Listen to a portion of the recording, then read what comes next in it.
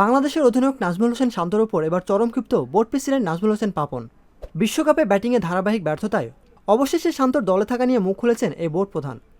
দর্শক, বিশ্বকাপে চূড়ান্ত ব্যর্থ নাজমুল হোসেন শান্ত।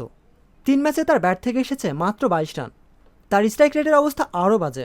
মাত্র 56 স্ট্রাইক রেটে ব্যাটিং করেছেন শান্ত। তার সাম্প্রতিক পারফরমেন্স বিবেচনায় অধিনায়কত্ব নিয়ে প্রশ্ন উঠেছে। শান্ত কিভাবে দলের ক্যাপ্টেন হয় যেখানে তার দলে থাকারই যৌক্তিকতা নেই? নাজমুল হোসেন শান্তকে অধিনায়ক করায় বোর্ডেরও অদূরদর্শিতার পরিচয় মেলে। একজন বিতর্কিত খেলোয়াড়কে দলের অধিনায়কত্ব দিয়ে কখনোই দায় এড়াতে পারে না বোর্ডের কর্মকর্তারা। নাজমুল হোসেন শান্ত টপ অর্ডার ব্যাটসম্যান হওয়ায় ইনিংসের শুরুর দিকেই ব্যাটিং করতে হয় তাকে। কিন্তু শান্তর দায়িত্বহীন ব্যাটিংয়ের কারণে দ্রুত উইকেট পড়ে শুরুতে চাপে পড়ে যায় বাংলাদেশ। সেই চাপ সামলে উঠতে না উঠতেই ইনিংস শেষ হয়ে যায় বাংলাদেশের। কিন্তু এভাবে আর কতদিন চলে? নাজমুল হোসেন শান্তকে আর কতদিন টানবে বিসিবি?